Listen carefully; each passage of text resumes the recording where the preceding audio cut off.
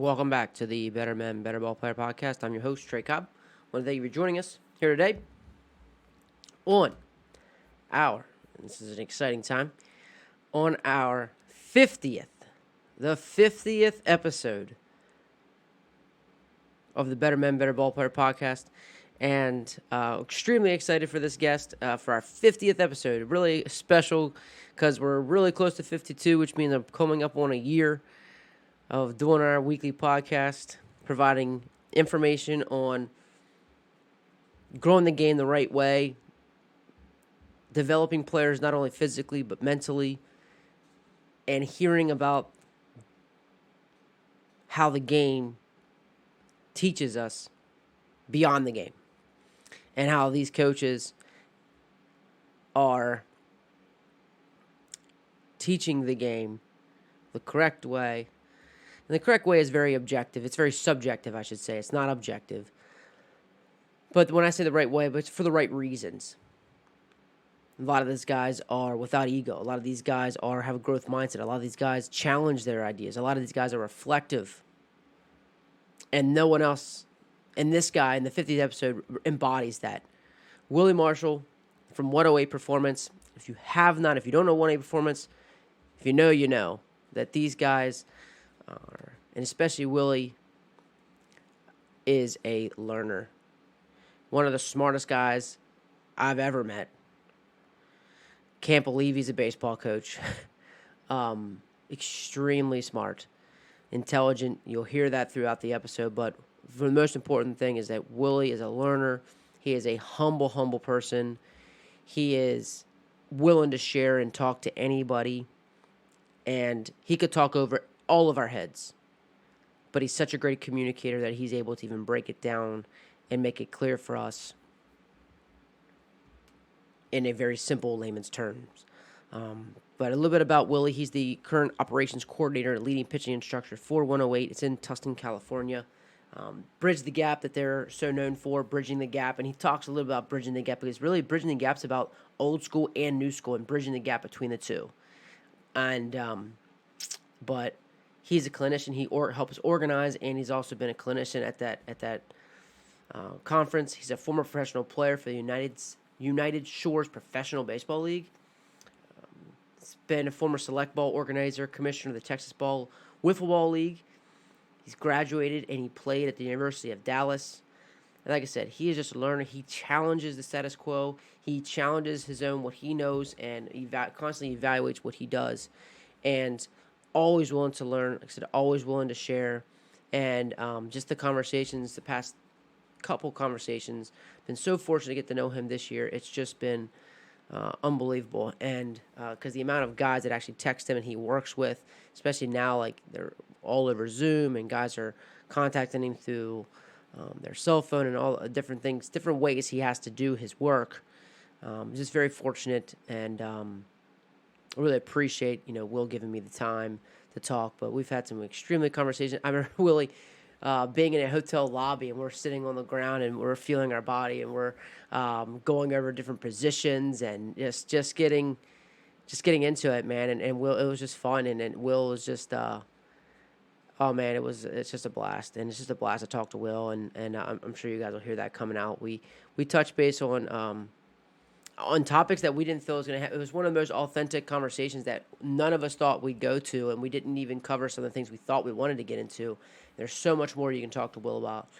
He's such a great on body movements and the kinesiology and movement of things. But we honestly didn't even get into a lot of that. We got into most of the relationships, and we got into most of the questions that you're talking to your players about, and really the bare bones and concept principle when it comes down to is being able to help a kid with what they believe. And once you can tap in and see it from their eyes, and then get them to change, and not necessarily change, but once we can see it, we can communicate that to them better. We can get them from, instead of taking 6-8 different reps, we can get it in 2, because we can cut back the layers and the beliefs and get down to it by asking the questions, having the relationship, and really understanding the person they are. So just an incredible conversation, and Willie's, and I think it's a conversation that can go through all kinds, all levels, and Will even talks about that because will work with a 10-year-old and he'll work with a pro guy, and so and he talks about that in the conversation as well. So again, check him out, Will Marshall, 108 Performance, just incredible guy, Willie. I can't thank you enough, man, and you guys enjoy it. Get your notes out. Be ready. Willie is phenomenal, and just can't thank him enough. So without further ado, Willie Marshall, 108 Performance. Absolutely. Like seriously, it has completely changed our model, obviously, because we are 120 kids a week coming in, and sometimes they're coming in 5 days a week, sometimes they're coming in 1 day every 2 weeks. Just kind of depends. But going from that to all of a sudden, no in-person contact. So most of the time in the training facility setting, we don't have a ton of outside contact with them throughout the week as far as shooting messages back and forth. But I completely, as soon as everything went down, I flipped the switch. I said, all right, every one of you guys has my phone number. Every day that you're training, we're either going to hop on one of the Zooms with the rest of the guys that are on the train, or you're going to take video of you doing a lot of your work and you're going to send it over. You need to talk me through the same thing we would do in shop. Talk me through what the movement work was. Talk me through what drill work was working well, what wasn't. What were the feelings, thoughts, cues, sensations, things like that. And just write it up. You can send me a voice message. You want to send me a video, that's fine. But we just had conversations back and forth. So literally all of a sudden, I went from being so focused on being in the shop 14 hours a day, coaching and training players, to being on Zoom for like 8 to 10 hours a day, and then having about 250 texts a day to respond to. So it ended up still being the same length of time as far as days went. It was just, I'm used to being athletic instead of sitting here in a chair all day. So that was a little bit different. But then other than that, it was like still the same conversations having with players. Obviously, in the same thing in the school system, right? You have some kids that you connect with really well because they can connect through their phone. They love to text, so they love to send video. And other kids who are terrible with it, right? So it's like finding that happy medium where they can still feel comfortable reaching out and it's not pulling teeth. Because if they don't want to do it, it's, this, no matter if it's baseball, cooking, doing your chores, if you don't want to do it, you're going to do it half-assed. Like, just is. Yeah. Is what it is. So I think that was just like a biggest revolution for us. But I would say the biggest takeaway we got from it, and the reason it was so, like, I tell people right now, when people are freaking out saying it was a bad thing, I think it was so beneficial. Couple reasons. First off, from a big picture standpoint, the players were not worried about the results right now. I think too many guys are worried about saying, oh my gosh, I went and worked on something in the cage. It didn't feel perfect this week. I'm really worried about how I'm performing the game this week. It's like, well, is this weekend going to determine who you are as a baseball player? Sure, every opportunity you get is a chance to, kind of prove where you're at. But you're a constantly evolving process in being, right? Like, it's not like your swing or your delivery is the same from week to week. Like, you're always should be evolving, tinkering. So I think it gave them an opportunity to see, like, hey, like, I can just work on stuff and it's okay if it's not perfect tomorrow. I can just go for it because next week I get to try it again. That's good. So that was sweet. And that was the first part. And then I think the second part of that is that because I wasn't there to fix it for them the same way. So I couldn't manipulate them physically, and I couldn't, even if I was going to cue them and stuff, I knew they didn't have the same implements and tools. So a lot of times what I ended up reverting to is I've kind of gone to more of like, I think Zach Dakin told me it's like, well, you're using like the Socratic seminar theory, where it's just you're asking questions more than you're giving feedback. So I've always done a little bit, but I almost completely reverted to that, where all I'm doing is I'm asking them, hey, did you understand what that felt like? Was it good? Was it bad? Give them an idea of the polar differences between good throws, bad throws, good swings, bad swings. Cool. Then we can start breaking it down to, okay, why was that one good? Why was that one bad? All right, was that one an A, B, or a C? And slowly but surely, you start raising their floor, right? Raising their ceiling on the quality. But then at the same time, like, they develop feel for it, which is at the end of the day, everything. So it really put the ownership on the player to have to do it through Zoom, where I was still there. I was still the bumpers on the bowling lane, right? I was keeping them going the right direction, but they were making sure that they were driving the ship, rather than, I think a lot of coaches right now get stuck in the rat race, especially with lessons. And again, this isn't true of everyone, but I think I see it all too often where a kid comes in and they're struggling with something and they want help, but rather than trying to be part of the problem solving process, they just want to hand it off completely to the coach. Can you fix coaches? Yeah, that's right. And it's not the coach's job to completely solve the problem. It's the coach's job to help guide the player so that the player understands it. The player can execute it on their own. Because as soon as that player leaves your shop or leaves that lesson, it doesn't matter if he was able to execute it in the lesson if he can't execute it in the game on his own or at practice on his own. Transfer. Yeah, the transfer. Absolutely.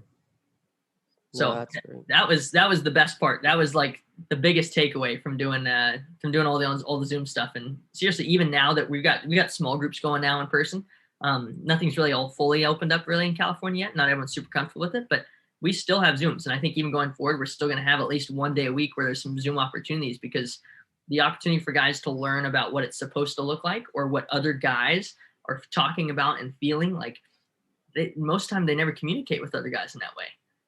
So getting a chance to see another player who's struggling with the exact same thing or a similar movement issue and seeing how they think about it from a completely different perspective, with different drills, different cues. And it's like, oh my gosh, I never tried that. And so then the player goes, well, I'm going to go try that. And so they start asking questions, they go try it on their own, and they're starting to learn to problem solve. So Lily, what we did is, it's a Bible verse, but it's like, you give a man a fish he eats for a day.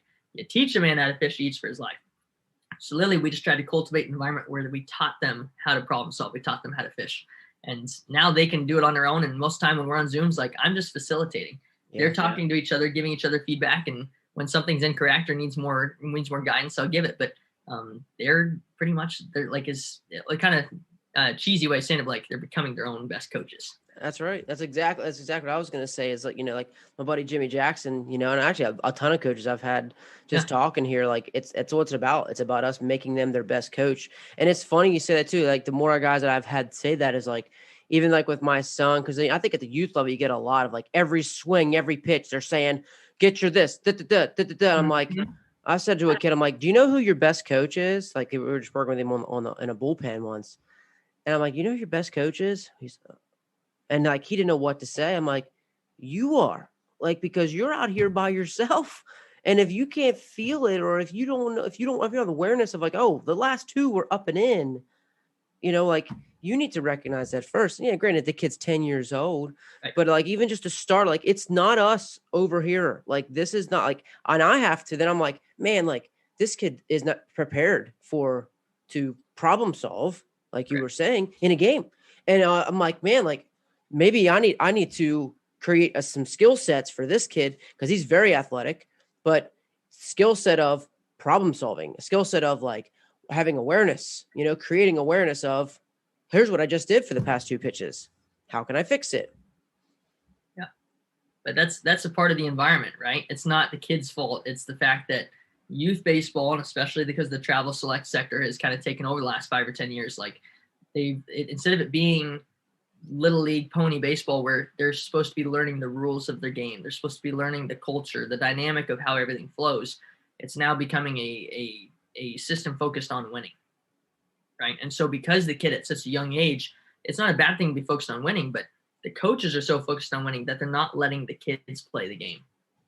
They're trying to tell the kids what to do, or they're calling out signs, but instead of just saying like, okay, here's the scenario, what do you think you should do when this play happens? They're yelling and telling them where to throw the ball and everything. The kid's not learning any faster. Mm-hmm. Right? They need to make the mistakes. They need to have to problem solve their own. Now, can they need guidance at some point? For sure. Mm-hmm. But it's like, some coaches are big pride ego guys where it's like, they want the wins and they want it to look good, but there's nothing wrong with that, right? At some point, like, it's your job's on the line, right? So, I mean, you got to get results, whether it's wins or showing that a player is developing over time. However, I think for the overall maturity of the player, I think it makes way more sense to be a little bit more hands-off at a younger age, teach them the rules, teach them dynamics, give them some structure, right? So they understand how to play the game. But I think as soon as kids at a young age start getting way too deep into mechanics, or they get way too deep into relying on someone else to tell them how to play the game or where to throw the ball, and that's when we start getting big issues. The dependency factor is crucial. The independent factor is crucial to a player actually becoming to evolve on their own and become their own problem solvers, right? So that's something in the game I see right now that definitely is worrisome, is because the only reason I really have a job is because there's tons of players who have either been, like, most of my job is coaching players out of bad habits, right? Yeah. The only reason they were coached, the only reason they really developed those bad habits is because they were coached into them at some point.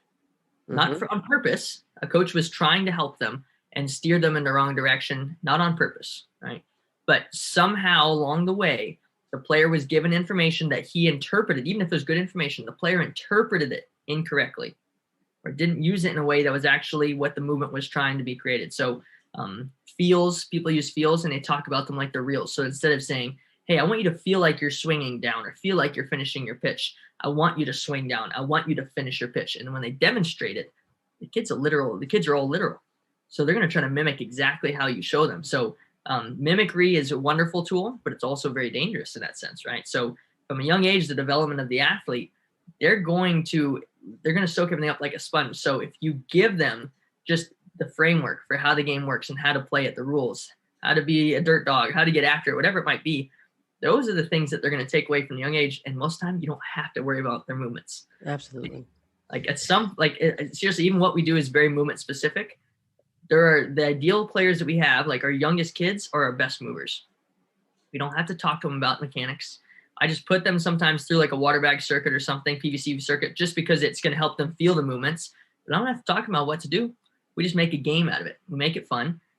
We help them find a way to, I guess, relate it to the swing. Say, okay, do you feel that? Okay, can you feel that when you swing? Yeah, for sure. Cool. Go do it. And then you just change the environment. You change the constraints of the drill and make it a game, make it a competition. And they'll start getting the results. But as soon as you go down that movement rabbit hole and start talking about mechanics with the kids, it can become a very sticky road. And again, most of what I end up having to do is get into the noggin of the kid, find out what it is that's made him who he is today, right? What are all his preconceived notions about mechanics? Because if I don't have an understanding of what those beliefs are in his head, I can't uncoach some of the beliefs, or I can't get on the same page with them. So get an understanding of what a kid's beliefs are, right? What his perceptions are, then get on the same page, get a shared understanding, and then we can actually start trying to problem solve. But that process takes so much longer because the kids have false perceptions usually from the get-go. So if you had a group of young kids, this is why the self-org train guys are like all about it. And it makes sense from a young age for skill acquisition and motor learning. But if you had young kids that were never really taught how to move mechanically efficient, their bodies most of the time will figure it out. Might take time, right? They're not always going to learn at the same speed, but most time they do start to feel out their own bodies at by age 10, 12. So it's pretty cool. And I think you're going to start to see more and more of that as time goes on. But I think there's two almost really hard ends of the spectrum, right? Some people are going really down the self-work train where it's like no coaching, no information whatsoever to the player, no feedback. And then the other side of it is super overcoached. I'm going to tell them every piece about their mechanics. They knew exactly what their knee and their elbow is doing at every point to swing. And remember, the truth often lies in the middle, Yeah. So that's kind of the path I see that's going on in the player development world. And that's kind of something that's it's going to be a trend that's going to take 20 years to alter its path, because this whole next generation of players from who have been playing as soon as even last year, all the way up until guys who've been playing since 10, 15 years ago, they're kind of stuck in that rut, and not by their own choice, not by their own doing, but that's how they were brought up. So that's how we have to coach those players currently. Mm-hmm. So what's the youngest guy that you're working with? Are you working with those youth guys where you can see the differences between, like you said, making in just constraint training and putting in a game, and then you have like pro guys that you're working with? Yeah. So believe it or not, today, just like an hour and a half before I got on here with you, I had a 10-year-old kid out in Virginia somewhere. And again, we do hitting and throwing stuff together. It's all constraint stuff. The kid really doesn't think a whole lot about mechanics. Sometimes the dad overcoaches him a little bit, right? So I kind of have to talk some of that stuff out of his head and just say, hey, man, like, let's just make it a game. Let's just turn double plays, right? Let's just hit basketballs. And they'll start to feel the sensations to make it happen. And then you try to transfer those same things from the 10-year-olds, to the middle school kids, to the high school kids. And then I think, they're in the spectrum like almost every morning, especially in the off seasons. I've got pros from like 9 a.m. my time to about 2 p.m. So, literally in one day, I'll coach everything from a 10-year-old to a high schooler to a pro guy. And so getting to see all of the ways that their brains work and they take in information and you can see what it outputs. You'll believe it or not, you'll find that you'll learn way more about how to coach the high schooler or how to coach the pro guy by working with the young kid. Oh, for sure. If it doesn't make sense to the young kid, then it's not going to make sense to those guys. I agree there. It's almost like working camp. If you can work at camp, those guys, you can teach those high school and college kids, and pro guys for sure. You got to break it down. I taught elementary for 11 years too, and then I went Okay. to Yeah. middle school. So I'm like, elementary world, they teach you how to teach, Yeah. like you get to break down things and the way you can manage groups and, in the baseball, we call bucketing, that's differentiation. And, but yeah, absolutely, man, it's definitely, so you talked about figuring out what the kids believe. So part of your process is of developing kids is just an interview process. You kind of start there. Yeah. Yeah. And it's all an open line of communication, right? So most time the kid will, this is before we even take a kid on to train with us, we have a pretty lengthy evaluation process. One, because we want to make sure the kids are coming in dedicated, but two, also it's like, let's see kind of where you're at. Let's see how much you want this and how much you're willing to give up and sacrifice to do it, kind of thing. But if you start the process off with any relationship, doesn't matter if you're coaching a player or if you're meeting a new girl, whatever it might be. If you start off from the get-go and saying, okay, well, I've never been in a relationship with this person before. Let's find out what the expectations are. Let's find out what they're looking for. Let's find out what they think a good relationship should be in this situation.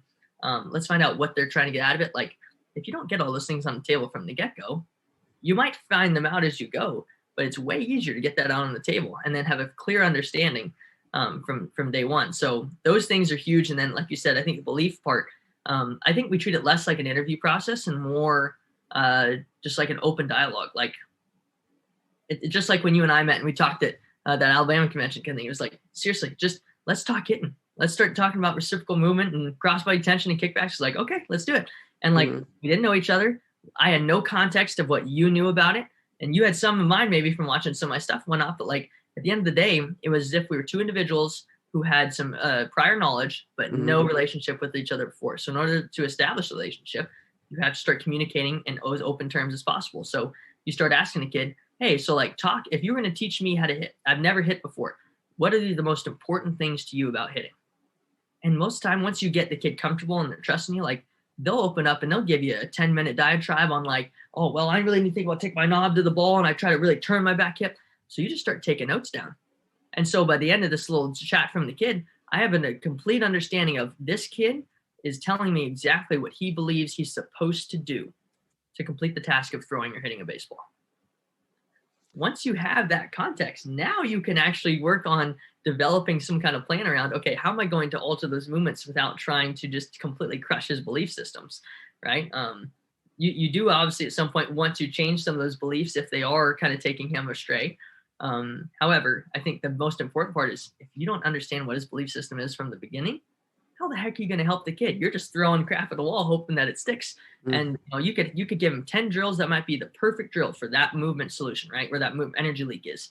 But if he's thinking that he's supposed to throw from up here and finish and follow through like this, it doesn't matter what drill you give him. He's going to try to do the drill, but throw from up here and finish and follow through like this. So until you change that perception, change that belief, he's never going to change his movements. So in the private setting that you're doing this, is this something that let's say you were a coach? I'm going to kind of come back to this every now and then because I've been thinking about this, asking you this. So, kind of make you know where I'm going, but like, you were having to win games or you were part of a program. How would you bring that kind of evaluation process into your program? Yeah. So I've had it, I guess, experimented with a couple coaches over the last couple of years, and really they just realized that it worked. And so what I told them was, this sounds crazy, but hear me out. Take your first 2 weeks of fall practice. And instead of going out and doing scrimmages and starting to do bunt defense and all of that stuff that you normally would do in the fall, why not take those first 2 weeks to get to know each of your players? And then let the players get to know each other. Why not start talking about video and breaking stuff down and find out which kid really gets it and doesn't need as much guidance and which kid is really struggling, doesn't understand the concepts that you're teaching, right? And sure, some of that stuff you do find out as you go, but if you get that understanding from day one, you're going to know where you need to spend your time and energy with each person, and you're actually going to develop a relationship with them. So instead of just coaching the same cue over and over again, you'll find out very quickly, oh, the reason that for the last 3 years, this cue has not worked for this kid, and I've been trying to teach him and figure out why he's not listening to me, it's most time that he's not that the kid's not listening to you. He just doesn't understand what you mean by what you said. Right. So if you took that time in those first couple weeks just to get to know each of your kids and have those conversations, it will pay you dividends like literally 100-fold as the season goes on. Because now when you go to have that conversation with that kid about, hey man, what are you feeling right now? You actually know what he's trying to achieve. You know that his belief system's in the same place. You know that he has a shared understanding of what you talk about with mechanics and what you guys are both trying to get to. Now you can actually have a productive conversation rather than really what it is because when I talk about it, Bleak and I will talk about it speaking the same language. Mm-hmm. So if from the get-go you walk in and let's say even if we're both speaking English, if I'm talking about mechanics in a totally different light than they understand it, I might as well be speaking Chinese. Sure. So their entire career that they're with you, you're speaking Chinese, they're speaking English, they're trying to learn how to speak Chinese. And maybe by their senior year, and most coaches will say this, will say, oh, the juniors and seniors, they got it figured out. Well, they had 2 or 3 years of understanding your coaching philosophies, your principles, and they got them little nuggets at a time, right? But it took all that time to develop that rapport and that understanding so that by their junior, senior year, they could actually translate it to the field. But imagine what would happen if you did that. And even if you guys try this, even with just a freshman class, I encourage all you guys to do this. Take your freshman class, try this as an experiment, right? Because most of you schools, especially the colleges, are going to have like a period a day where it's just freshman practice, right? If you have that opportunity, try it with them. And just take the first couple of weeks to talk about anything. It could be talking about, hey, man, let's talk about swing mechanics one day, pitching mechanics. Let's talk about, it doesn't matter. Whatever's most important to you, but get it on the table and you'll find out so much about that individuals from day one. And the guys who have done it so far, what they realized was that there were players that they were trying to coach to get movements into or trying to change patterns that they were pulling their hair out over. They couldn't figure it out for like 2 or 3 years. And all of a sudden they just said, oh, dude, you've been trying to do that? No, that's not how it works. You can't throw from up here. Your arm has to match the same plane as your shoulders. And they go, so everyone like throws sidearm? Yeah, all it is you just change the angle of your trunk. And the kid goes, well, that makes sense. That's what I used to do when I played shortstop. Yeah. Okay, so now let's throw every ball on the mound. Yeah. That's right. Now let's pretend there's shortstop on the mound. Let's do everything as much as double plays and shortstop moves as you can. And then literally within a week, the kid is a completely different human being. And all it took was having the conversation, right? No amount of drill work, no amount of reps was going to change that until you understood where the kid's head was. So the analogy I give guys is you got to get a look inside their snow globe, right? Like kids all live in their own little world. And they don't really have a good perception of what's going on outside of it. And they can't see what's going on in your head, but they have a really good understanding of what's going on in their world. So the fact that we as coaches have the opportunity to take a peek inside of their snow globe just by asking questions is so powerful. I think people don't realize that if you just took the time to have those conversations, it would revolutionize the way you have to train your players because you now have context. Mm-hmm. That's really good. It's really good. I mean, yeah, like that's like I said, my epiphany when talking to the guy about like who his best coach was, and he was thinking about me and thinking about this, like, all right, I need to teach you some better skills. Man, that's great. I would, and I believe even people can build that even into a station. They can build it into so many things. Their classroom time as well that they're going to have. Just to be able to speak and like you said, having those conversations with guys. I love the question earlier that you said about if you were to teach me about hitting, what the most important aspects of it. I think that's a great question because like you said, that's really speaks to because like I could ask that question to like I know certain coaches that I know if they would tell me like their most important aspects, I could tell you exactly what they would say. So that's very interesting. And I think, yeah, you would definitely because I can get a glimpse into a coach's philosophy just by asking that question. Like I probably get into a player's. But everyone just expects the player just to buy into whatever you're teaching. Most of the time, it takes you time, like 5 or 10 times of teaching something to someone, especially a kid, before they actually not only understand it, but can apply it, right? So people get really caught up in the learning development process and the learning curve situation where, hey, it might take this kid 6 or 8 times of you teaching it to him. And this kid over here might only take him once. The kid that you really got to find out how to get to is how do I get to the kid that takes 6 or 8 times for me to teach that concept to? How do I get it to him in 2 times? but a lot of that's figuring out the context, getting that situation. So that's seriously, it'll change your game. And the other way I've had a couple of coaches implement it, believe it or not, the high school I was talking to recently, they just, like I said, their study hall time, that's what kind of got my mind on it. He said 1 kid a day. During study hall, he just said, hey, this is your day of the week. You're going to come talk to me. And so over the course of 2 months, he had like 60 kids in his program, freshman through. And he talked to every single kid for about 30 to 45 minutes. He just established a real relationship with the kid, built rapport, built trust. And now they actually had something in common where he had notes he could refer back to, because obviously it's hard to keep track of all those things. You got to document it. But he had something he could refer back to and goes, okay, Johnny's struggling with getting to his front side, or Johnny's struggling with throwing strikes. Okay, why would that happen? And then he looks back to the notes and goes, it's because sometimes he tries to do too much of this, right? Or sometimes he gets way too overwhelmed and tries to put too much pressure on himself. Okay, well, now you already know that those are the things that go wrong. So there you go. You have your answer. So another really simple question. This is, I'll give you one of these. This is one of my favorite ones to ask players is, I want you to close your eyes, put yourself in a situation, right? It could be on the bump, or it could be at the dish. And I want you to think about when you felt your best. The times where when you went to swing the bat or you went to release the ball, it felt like nothing was coming out. It just felt like it was the easiest, loosest thing in the world, where you made contact with it and it's like you hit the ball, you know you did, but it felt like you didn't even touch it. It just jumped off your bat. So have kids picture that and have them find that scenario and describe it to them. Give them some examples, and then say, I want you to, in your mind, you're all probably picturing a specific game or a specific at bat where this happened. Talk to me about it. Explain it to me in your words. What did it feel like? What was the situation? And have them write it down. Every single day that the player is training or playing the game, they should be trying to recreate those sensations. They should try to feel what it was like on that day when they felt better than any other day of their career. But all too often, kids are not. They don't have any context for what they're trying to achieve that day, right? So having that frame of reference is really what you're creating for them, right? You're saying, okay, this is where I want to get to today. Where am I on the spectrum, right? Maybe here's where I was yesterday. Here's where I'm trying to get to today. Where am I? Am I in between? Am I below? Am I right close to it? But most times they have no reference point. So giving them an understanding of, hey, where is it? Or what is it that I'm trying to feel? And how do I know when it's feeling right? If you're not chasing that, then what are we doing? We're just kind of going after some mythical unicorn of movement or mechanics when the kid already knows what it feels like when it was really good. So why not just have him try to recreate the things that he already knows work for him?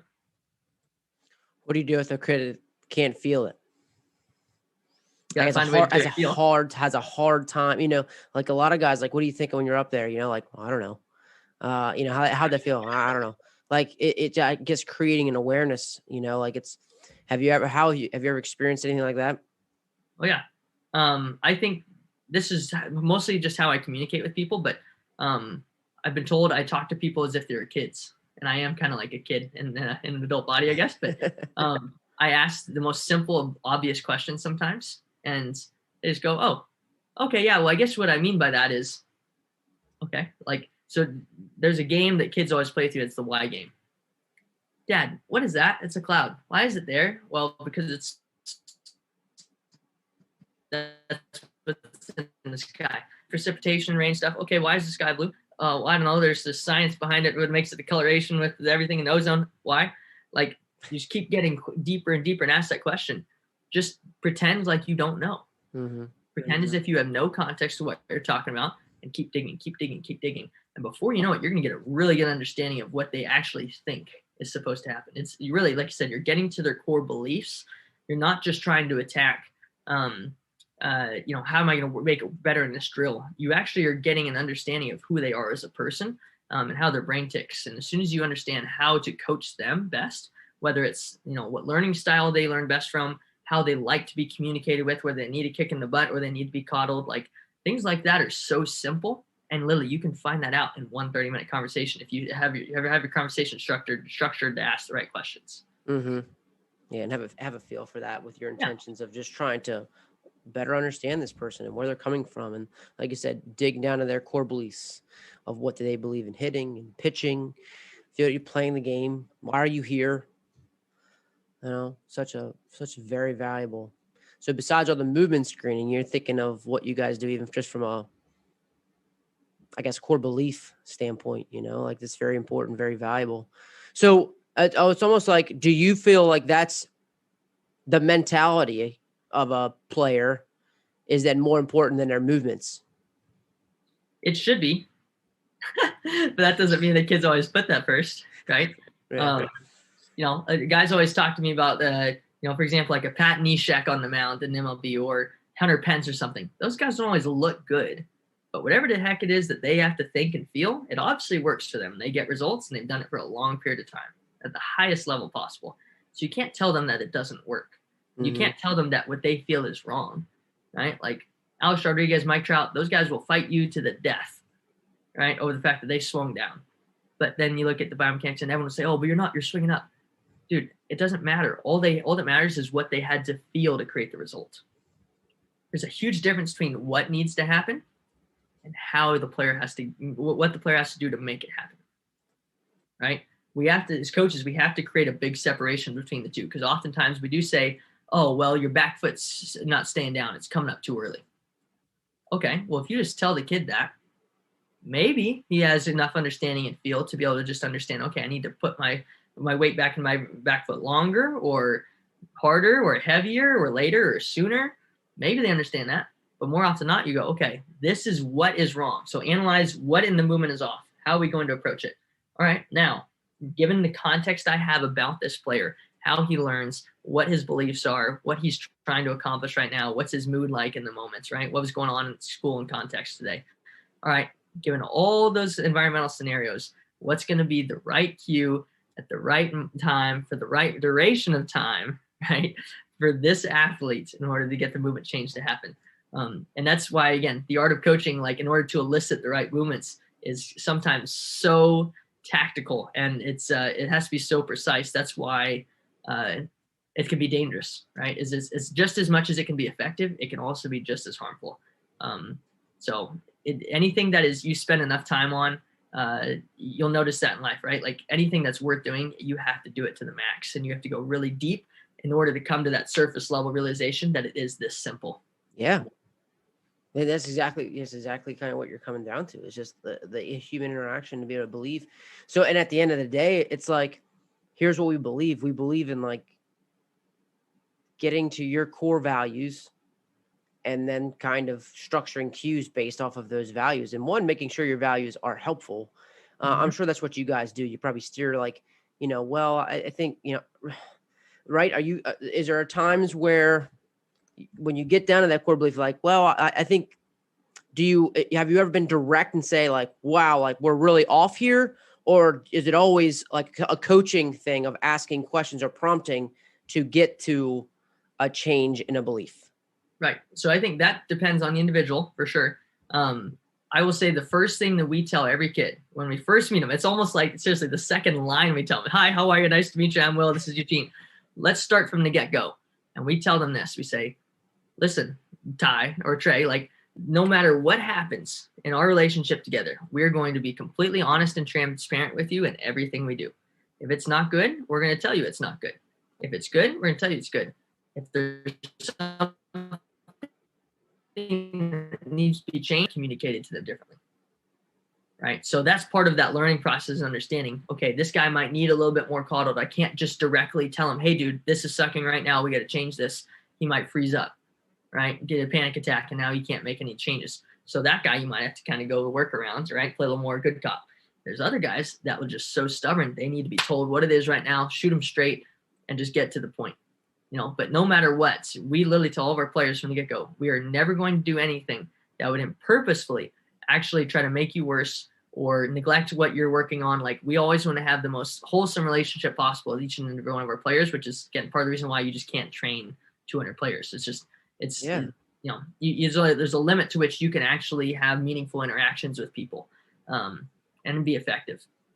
So, but I think that's the key, right? Is understanding where they're coming from and how to give them the right thing at the right time. And like you said there, like a lot of guys do need the directness, but you just got to find out. And, Blake will tell you, he's not going to mess around with it.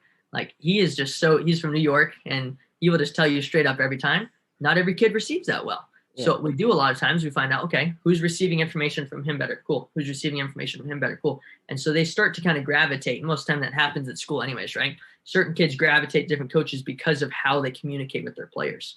But the 80 grade coach should effectively be able to communicate with each player on an individual basis, right?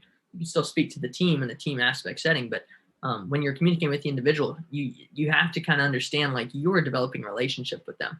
So you have to have context into how they like to be communicated with, how do they communicate themselves, right? When they say that they're feeling good, what do they mean by that, right? Like, are they actually feeling good, or are they just saying that just to kind of make you pleased, make you think that everything's okay? So you kind of got to dig into those questions and understand it a little bit more.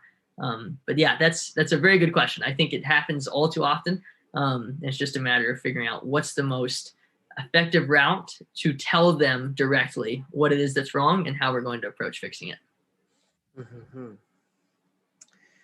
Very, very valuable. And like I said, and I'm glad you kind of touched on it there, was just the relationship factor. And that's just really what it shows to me. It blatantly shows how much, one, you're really, truly trying to develop each kid, because you don't just have like a mess of kids coming through there. You're really purposeful for the kind of guys you get. And then two is just the relationship, that if we're going to work together, I'm here for the whole haul. I'm here for the full, like you said, wholesome, total development package, not just an hour a week and see you next week.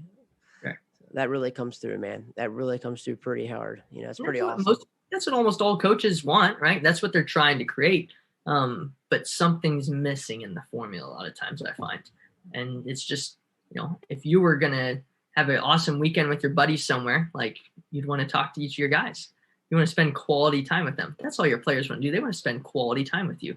They want to get to know you. They want to trust you. They want to respect you. They want you to be their role model.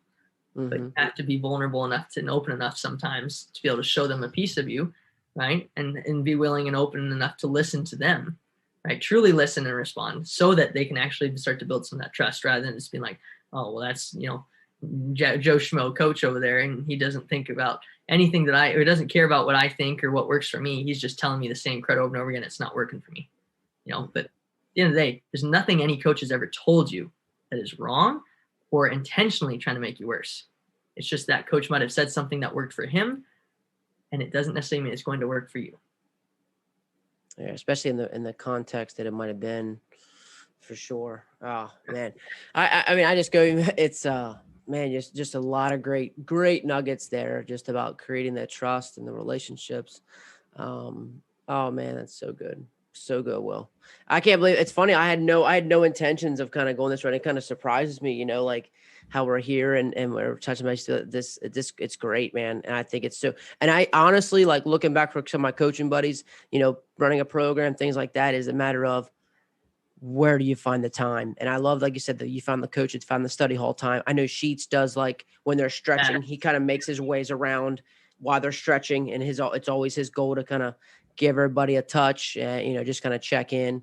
So I think it's a matter of being creative and finding that time to do it. Have you heard anybody else to kind of say, okay, here's where I got creative, and kind of was able to touch base with these guys?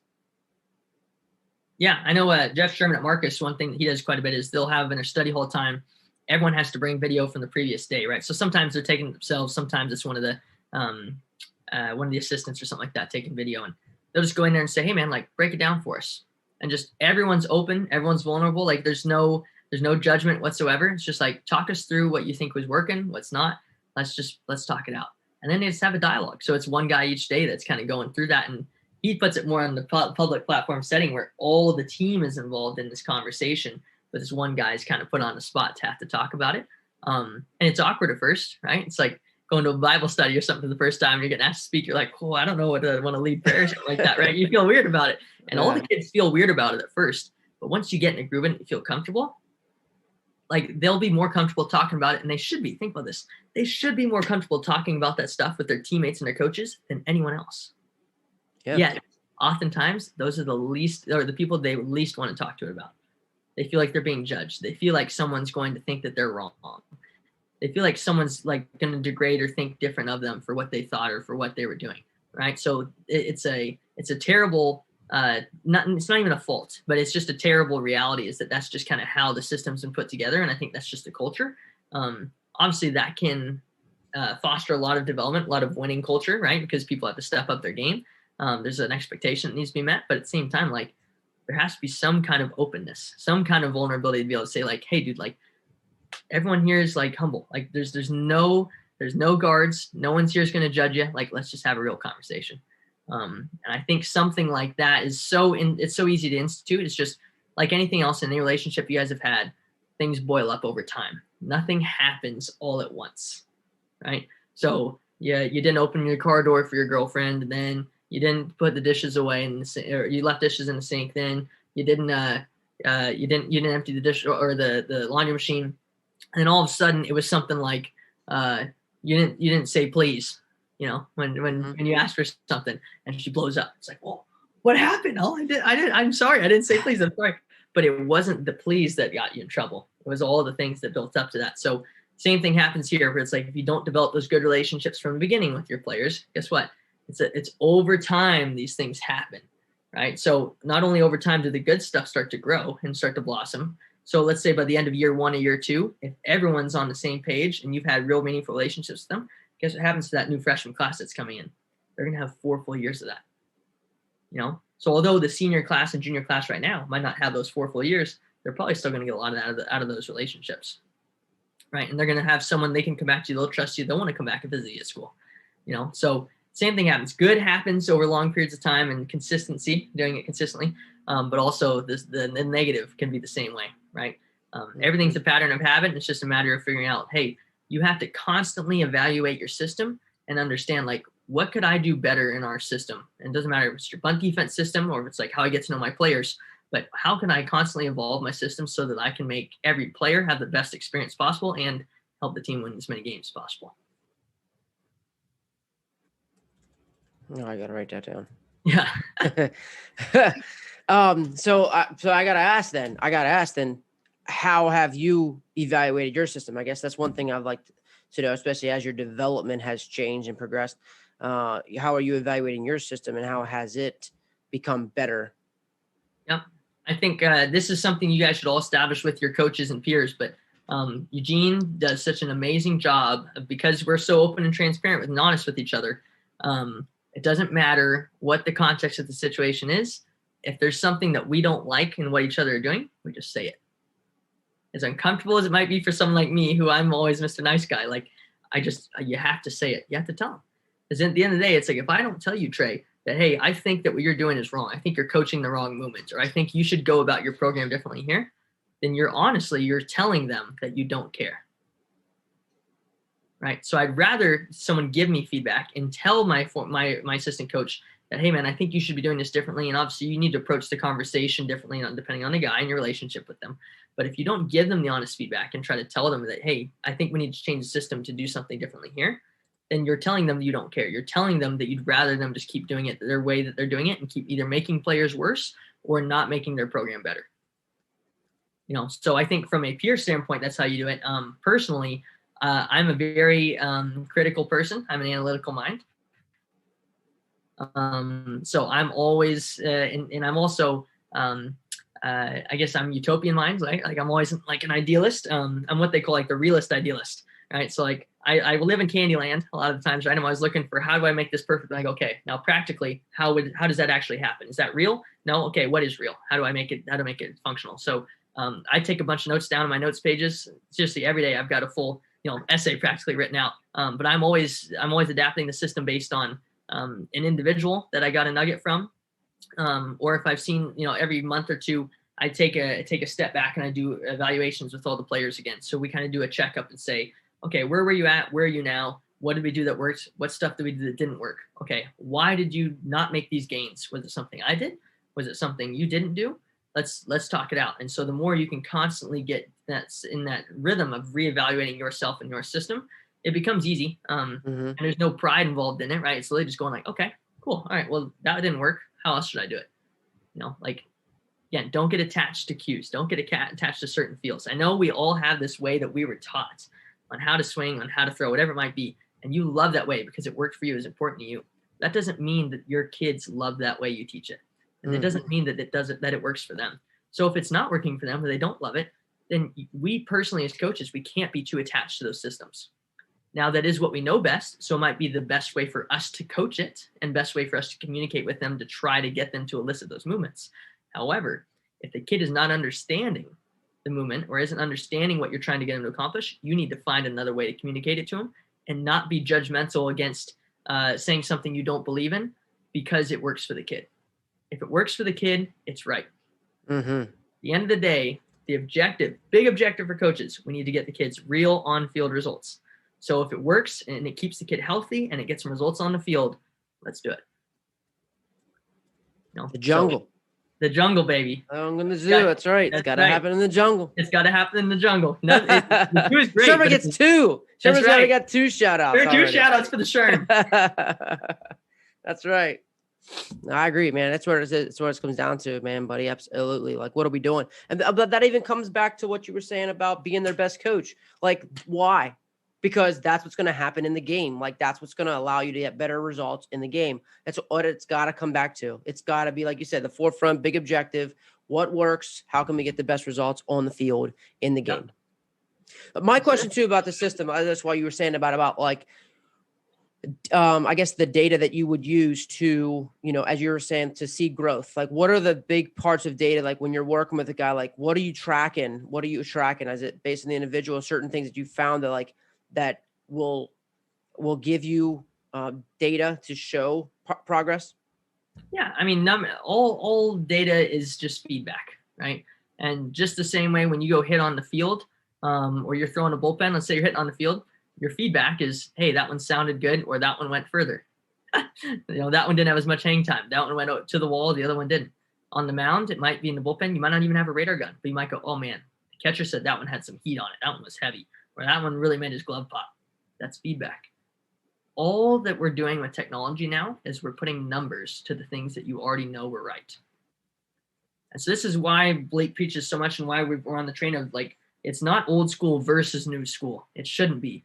We're trying to bridge the gap between the two and help people understand that the old school coaches were probably right. They've been doing it for a long time, and they were able to get players to be better without the data, right? So with all of that extra information, if they know that this worked, then how can we use what they knew and just use the data to validate it? Just give it more context, just give it more credibility. Some of the players would need that, right, to get some buy-in. But at the end of the day, all numbers are useful. It's all feedback. But if you get, like anything, you get too caught up in the wrong things and you're not focused on the right things that are actually going to help you get results, then the data is meaningless. You can get all the data in the world, but if it doesn't help you apply, if you can't apply it to help you get better in-game results, then what's the point of using the data? So there's obviously like metrics and everything, whether it's biomechanics or you got, if you don't have a lab, you got a wrap soto, you got a hit tracks, you got a blast motion, whatever it is. Like, there's obviously like good numbers you can use in all of them, but you need context behind it. So that's another topic. Unfortunately, that'd probably take us another 6 hours to get through. But if we want to dive into each of those, but I think with anything, like, trust your eye, trust your gut, right? Like, if you watch it, the swing, and you're like, man, is that going to play on a field? Is that going to play when a pitcher's throwing 90 miles an hour at him? Is he going to work in the game? If it's not going to work in the game, then probably something needs to be changed. Or you need to make the drill or the scenario you're in right now more game-like and see if it does play or not. See how they adapt. Because oftentimes in the training mode, the player's in a completely different headspace than they are when in game mode. So the more you can put them in game mode, but in the zoo, right, it's going to give them the opportunity to try to train what they're trying to elicit when they actually get into the jungle mode.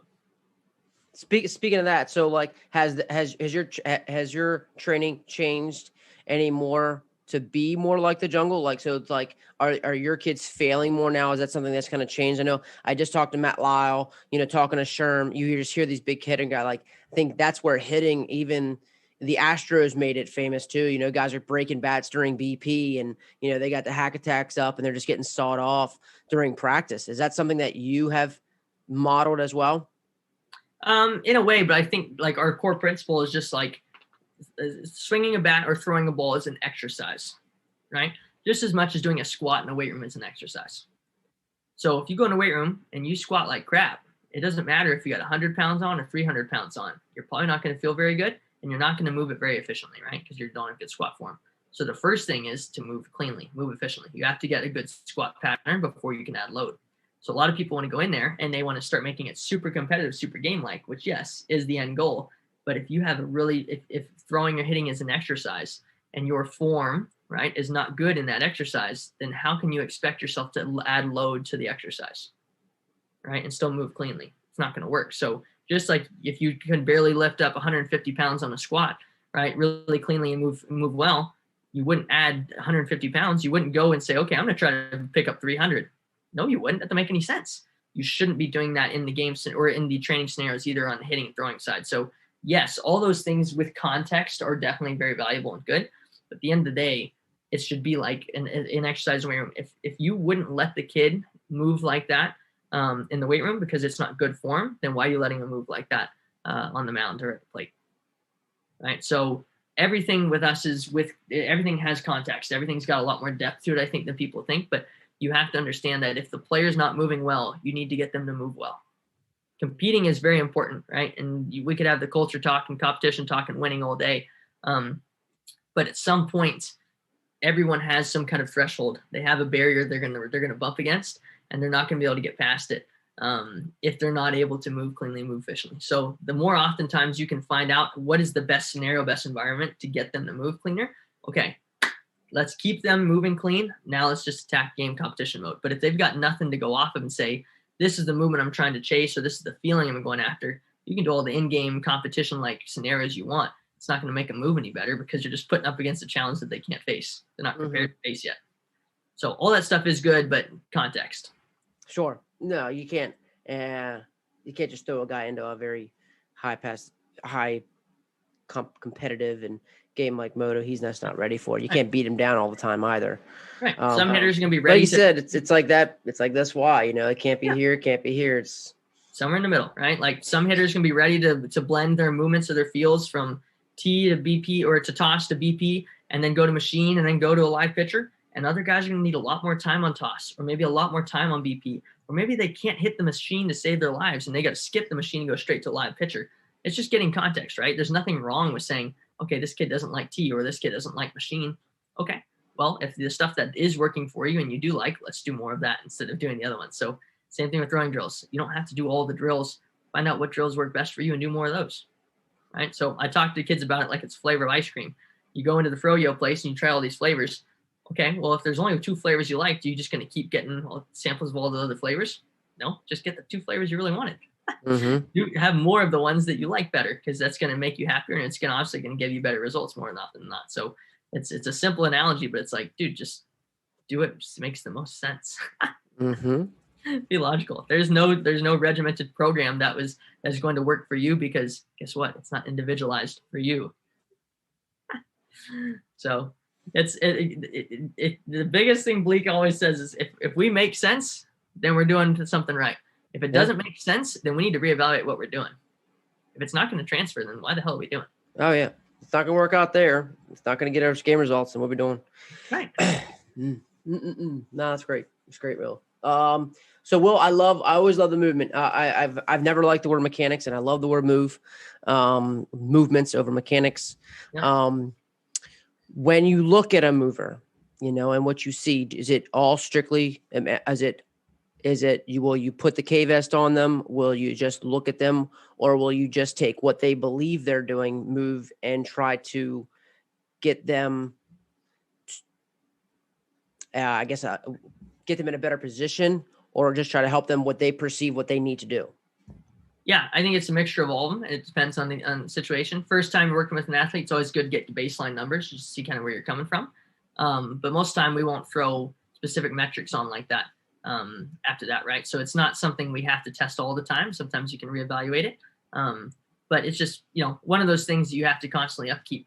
I would say more often than not, we will go to principles, concepts, and big picture ideas first before we start getting into nitty gritty like cues, thoughts, feels, changing the drill, stuff like that. It's like, hey, mate, do you understand that the moment in time you need to create the most force is at contact? But yet when you swing, you try to create all this force right before you even get to landing. It's like you're trying to create all the energy before you even deliver the punch. And they go, oh, Yeah, I guess it would make way more sense to try to swing the hardest at the end. Okay, try that. Try that. I don't have to talk about mechanics at all. I just got to help them understand that, hey, dude, like you're trying to put energy into the ball at the wrong moment in time. Yeah.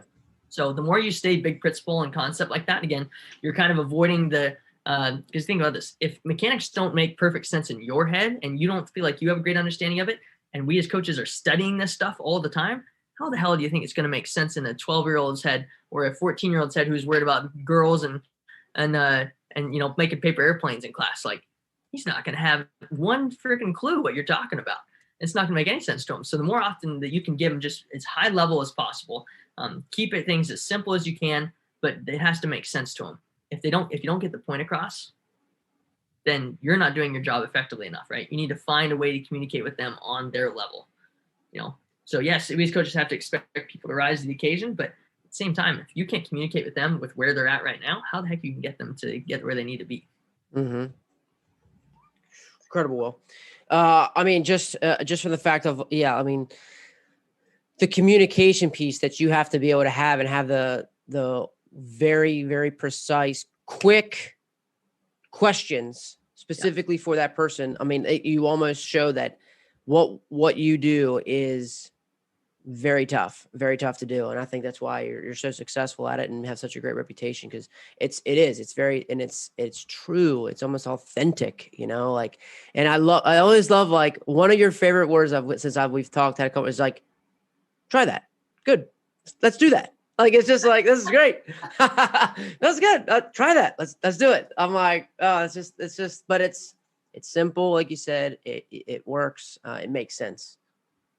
And again, I tell people all the time, no one knows all the answers to anything. So just tell your players, like, if you don't know what the answer is, you try to drill and it didn't work, say, hey man, I thought that would work. It didn't work. So what? Like, let's try something else. Just be humble about it. Be vulnerable. There's nothing wrong with that.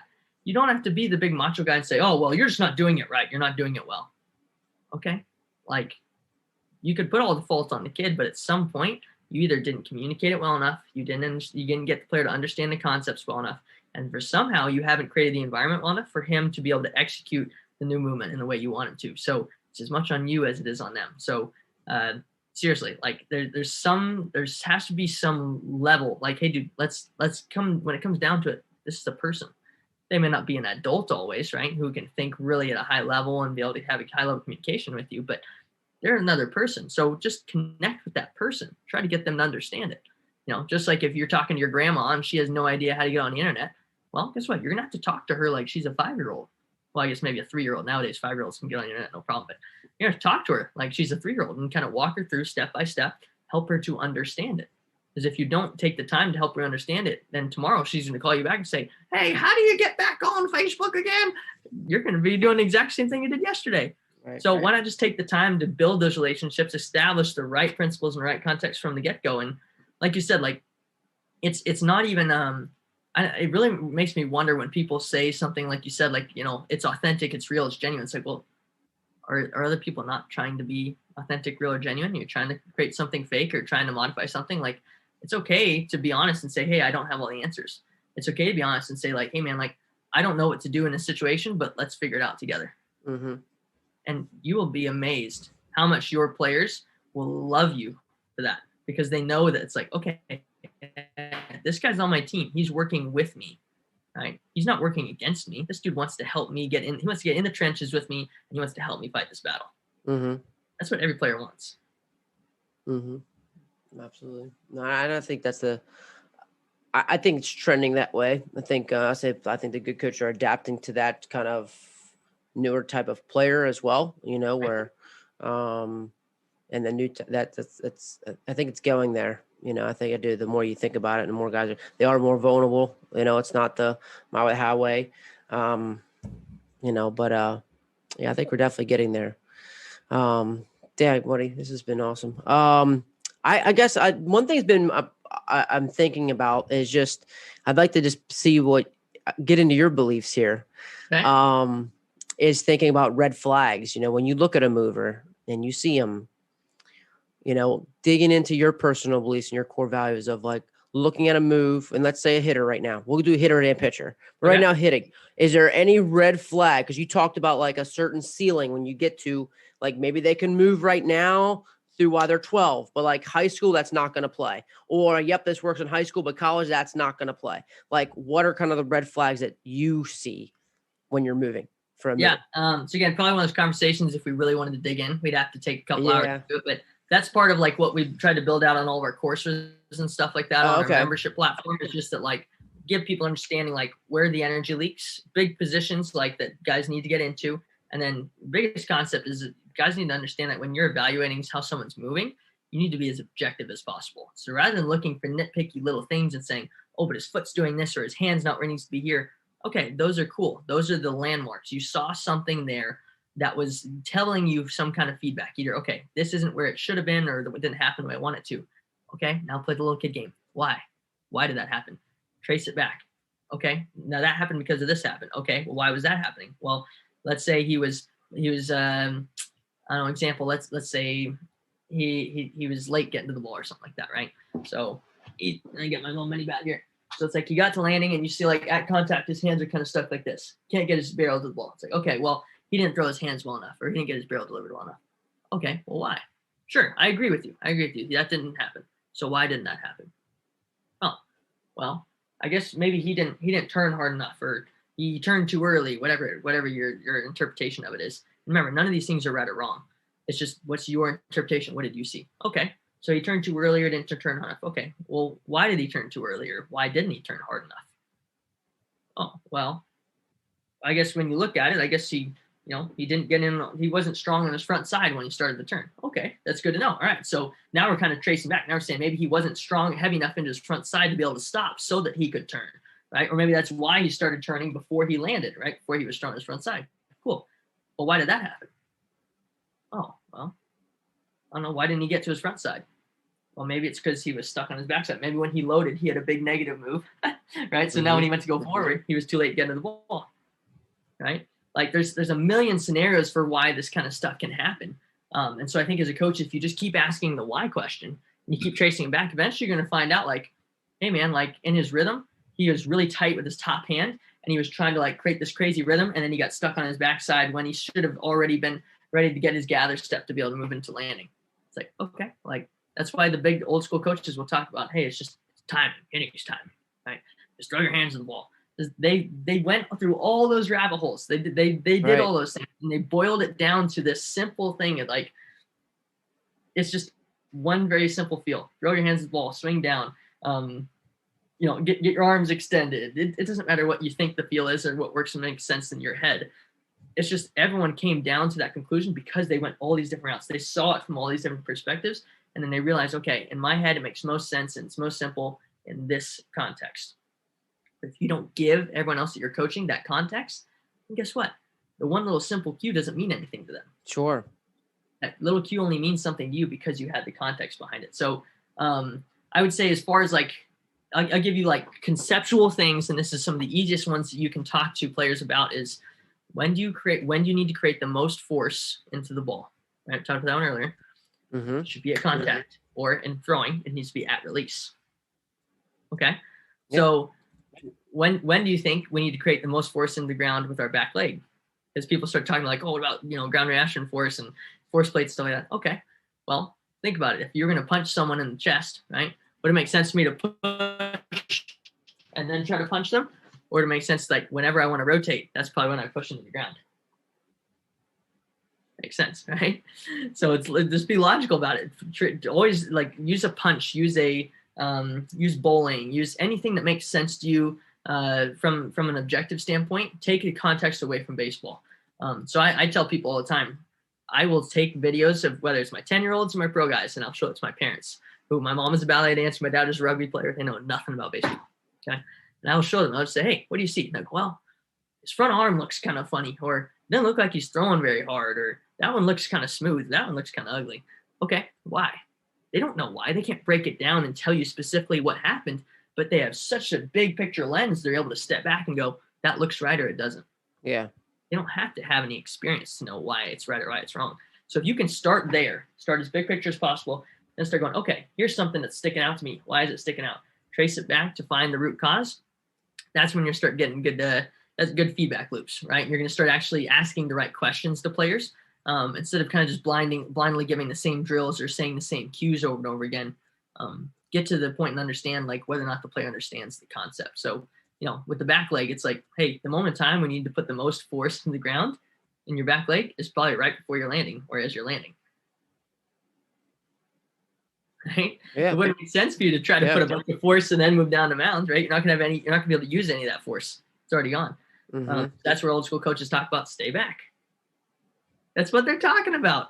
But because everyone only understands the boiled down version of it, which is stay back, there's a million ways to interpret what someone means by stay back, right? Some guys are going to keep their weight on their back leg. Some guys are going to get into more of a hinge. Some guys are going to coil, right? Some guys are going to lean back.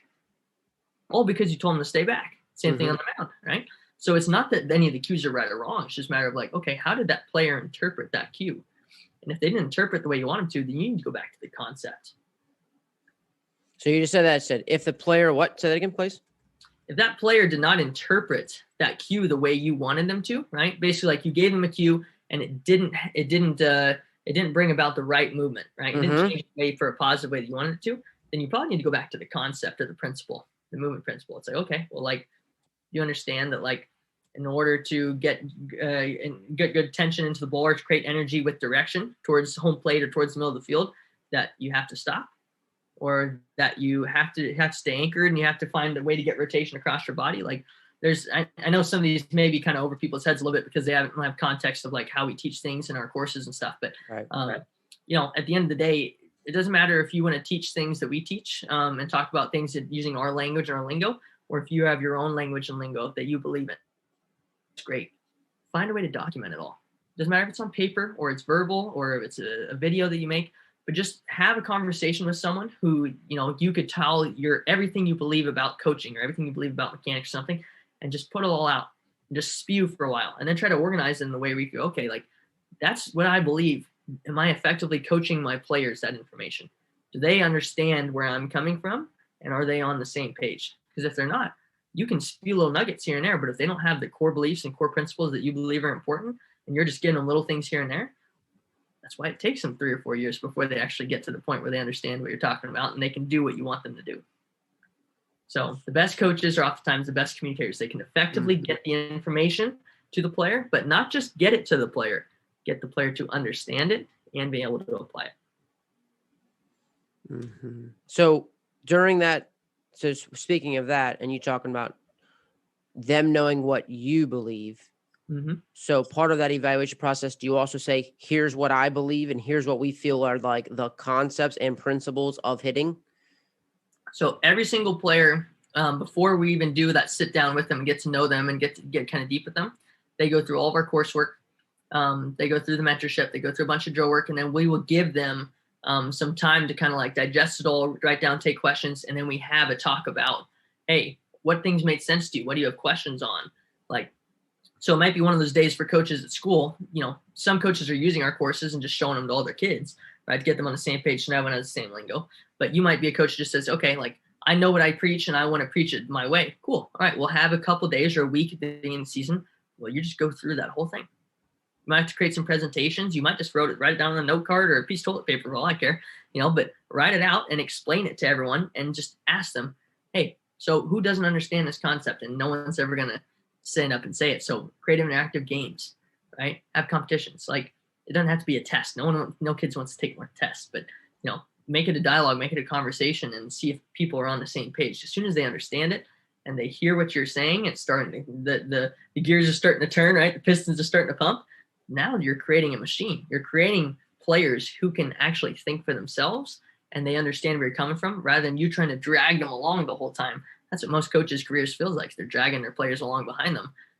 It's like realistically what you should do. You should be giving them the right tools, get them on the same page, and now they should be pulling the carriage. Right? You should be in the buggy behind. And so I think people are just putting the wrong things first. They're trying to focus on stuff that's not going to get them there in the long run, even though the stuff they're focusing on is important. If you focus on the player first and understanding them, you're going to get them to be the ones that are the mush dogs or, pulling everyone ahead. So it's they will run with it. It'll be their ownership of their developments and their team, not your team. Mm. Come full circle, man. We started there, and now we're. What's a good place to end too, man. Good to coming to full circle and doing those things, man. That's pretty incredible, man. Like just you basically ended up with being your own coach, giving the kids ownership, and doing all those things by creating a relationship. And I think what you said though too is there that's definitely a humble person. That's definitely a person that doesn't have an ego. That's able to say, "Serve. I'm going to serve my players." Yeah, that's what it has to be, right? Like if you really care about someone, again, doesn't matter if it's your grandma or your wife, or your daughter, no matter what it is, like think about how you would have that conversation with them. If it was really that important that they understood it or they needed to know how to do something and you're going to teach them to do it the right way, if you approach every single one of your players with that level of care and attention to detail, like I promise there's no way, well, there's obviously a way, always a way, but there's very small likelihood that you're going to see some big disconnects, right? You're going to see a lot more positive come out of that than negative. So it's a hard thing. Everyone says they love their players and they're committed to their players, but it's a very hard thing to be fully invested in them and make them your kids, your children, your family. So we talk about it at 108 all the time. Like this is the 108 family, whether you're part of our players or part of our coaches, a mentorship program, like it's every single person that's in there. We want to have a real relationship with you. We want to hear from you. We want to talk. We want to hear about your problems.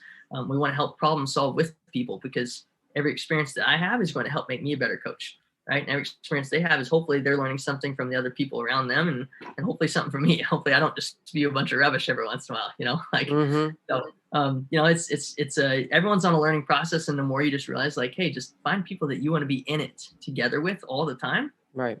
Like just do that. Just do that. There it is. Just do that. Easy. Try that.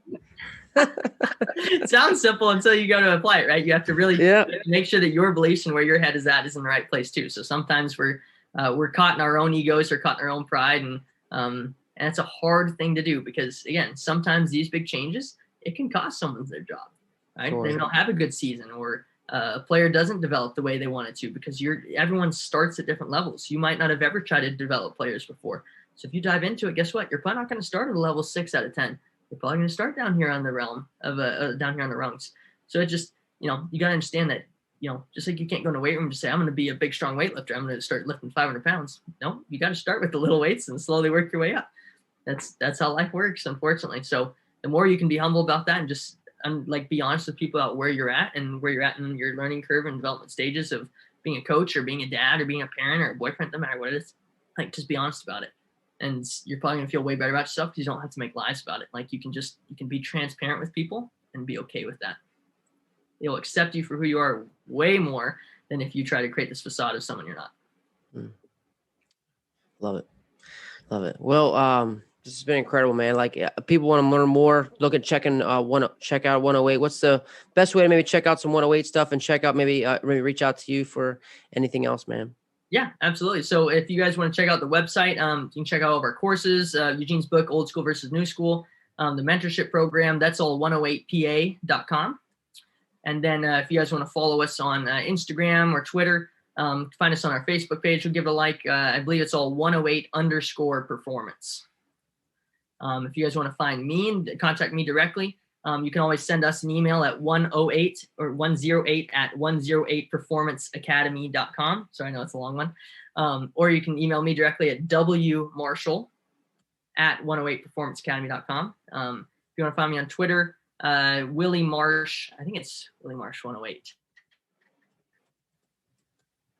That's terrible. I don't know what it is, but I just don't follow it all that much. Always happy to talk with anyone. Seriously, every chance you get to have a conversation with someone is an opportunity to grow with them. So I love hearing everyone's perspectives. Anyone who wants to have a real conversation, I'm always down for it. Yeah, I can attest to that, man. I can fully agree with there, man. You just love having conversations. And I tell you what, after having 200 text messages and you're still texting me back, man, I really appreciate you, buddy. I really appreciate you. You get used to it. That's just kind of becomes part of it, right? You started at 5 pounds, now you're at 500 pounds. Like it grows. You get accustomed to it. That's wild, man. I really appreciate you giving me some time, man. And this is always a pleasure. And that I can't wait till our next conversation. Like you said, there's a couple things I went in. You're like, well, I think that might be like a 6-hour time. So we're gonna dive into this. We need a little more time. But yeah, we didn't get to dive into movement a whole lot today. So anyone who wants to talk movement, I'm sure we can do another thing too, Trey, where we can talk more to movement specific stuff. But anyone wants to dive into movement stuff, we've got tons of stuff on social media if you're looking for something like that, and if you want to dive into our coursework, you can do that as well. So yeah, I mean, there's a whole lot in this can of worms to unravel. It's just and honestly, that's what the book did, man. The book just it unravels it all, and you're starting to go down here, and you definitely look at everyone just a little bit different after reading the book. And so yeah, all the coursework, and then I've had the opportunity to talk to Matt Swope too, and just how different he makes you think and looks, and following all you guys do. You just start looking at movement, the person. I would say the person more. Yeah. So absolutely, 100%. Really phenomenal, man. I can't thank you enough, brother. Yeah, absolutely, my pleasure. Always great talking with you, Trey. Willie Marshall from 108 Performance. Please go check them out. www.108pa.com. Check into their courses. Check into their coursework. Just follow them on Twitter. Just follow them. Follow them on Instagram. And get the Old School versus New School book. Highly recommended. Like I told Willie, it's probably the most written in book, earmarked book, baseball book that have just very thought-provoking. And it's not about separating old school versus new school. It's not anything like that. It's about bridging the gap. It's about taking what the old school guys, and you hear it in the conversation. You talk about those old school guys had it right, and how they simplified it and getting to that point. And it's just about how the new school validates it. The new school validates it with the data, and then how we can merge it together with those old school fields. And that's where the money is at, because it's not one way. It's not all the other. It's never the extreme. It's never the extreme. It's a great even lessons for our whole world to know. Can't wait. There's no way we can be an extreme. It's got to lie somewhere in the middle, and taking bits and pieces of it from everywhere. So, great lessons to learn, Willie. Again, loving the conversation. It wasn't anything that we thought it would be. Truly authentic conversation. It was just us talking, and no agenda. Not that I ever do, but typically sometimes the topics kind of stay on what we thought. But this was one that just went where it just went, and it was awesome. And appreciate Willie for taking the time. Again, Willie Marshall, reach out to him at 108pa.com, 108_performance. Text him on Twitter, or see him on Twitter at Willie Marshall 108. W Marshall at 108performanceacademy.com. Reach out to him. Incredibly gifted, incredibly intelligent, and fortunate to be able to send this guy a text, talk to him here today, and just wanted to get some insight into another great guy who, one, looks out for the whole individual. There's growing the game the right way, or growing the game for the right reasons, I should say, and just doing it for the betterment of kids. And just can't thank him enough. Appreciate you guys. Thank you for listening. Episode 50. We got 2 more. We're going to be able to get to 52 weeks in 52 weeks for our episode to mark up our year anniversary. So, which is pretty neat. So, and again, for number 50, to have a guy that I had never, when I first started this, to think that I was going to talk to Willie Marshall 50 weeks from then, I didn't think so. So it's just incredible to see how all that came. That's pretty cool. That's pretty cool to sit back and think about that, actually. So, but until next week, until our 51st episode, keep getting better.